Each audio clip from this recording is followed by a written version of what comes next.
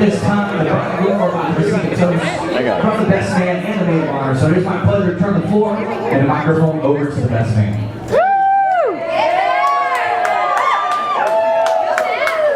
I wanted to take another opportunity to welcome everybody tonight. A lot of friends and family have come from far away. I know Kristen and Stephen really appreciate the sacrifices that people have made to be here tonight and be a part of this evening. So thank you once again. Stephen. Stephen has had the reputation of being a little bit indecisive. I don't know if people know that. Early in their relationship, Stephen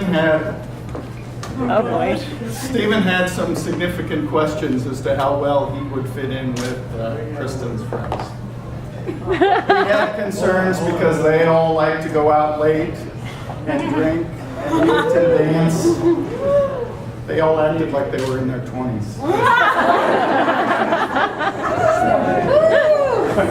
Kristen probably felt that Stephen's friends were a little different than she was too.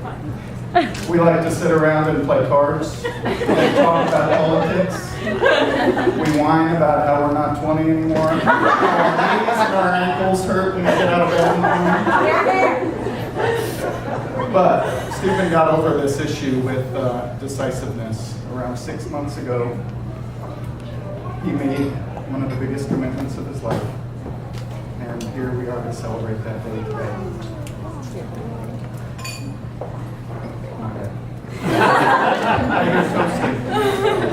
The one thing that they do have in common is their passion for taking care of children.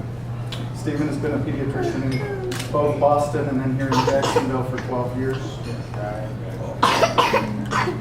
Kristen has been a teacher and does a wonderful job taking care of her students and really takes them to heart.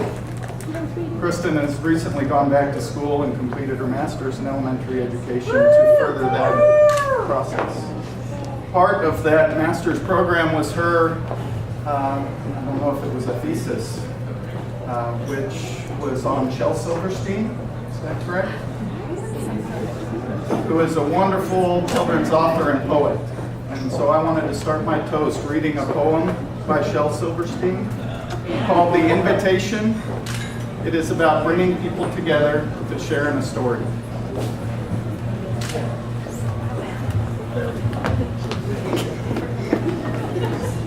So The Invitation by Shel Silverstein. If you are a dreamer, come in. If you are a dreamer, a wisher, a liar, a hoper, a prayer, a magic bean buyer. If you're a pretender, come sit by my fire, for we have some flax golden tales to spin. Come in, come in. So I would like everyone to grab a glass and raise their glass to the start of the story of Kristen and Stephen.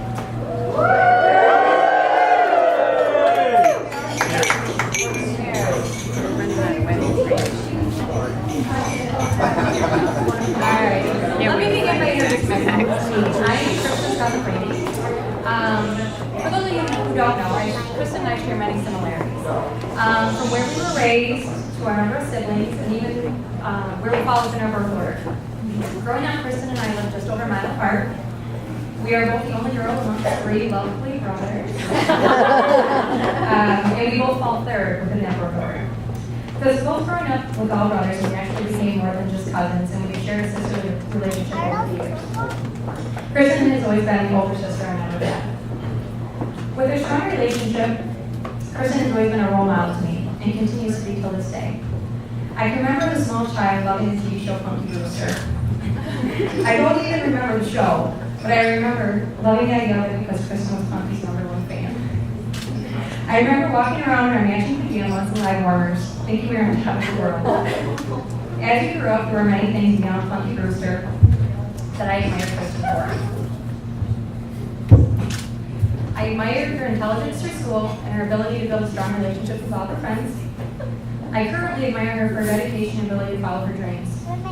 7 years ago, Kristen decided to follow her dream of becoming a teacher and pursued her opportunity in Florida. It is very easy for me to remember how long ago it was because Kristen moved 2 days after she stood as my maid of honor.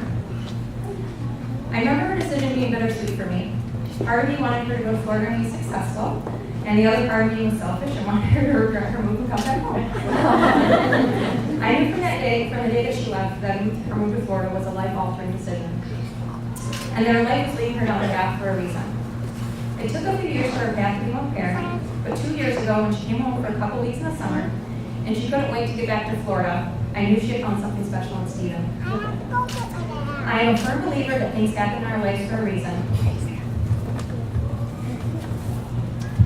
We have to embrace those opportunities, for you never know where those decisions will lead. Looking back on 7 years, I can confidently say that I think Kristen made the right decision to move to Florida because it led her to Stephen. As I stand here tonight, I cannot be happier for both Kristen and Stephen. I cannot wait to see the journey their lives take together, but before that, let's take a look at the journey both of them have shared up until this day. With the help of Kristen and Stephen's families, we've put together a picture video to share. A special thank you goes out to Stephen's sisters, Jerry and Lisa, for their help in creating the video.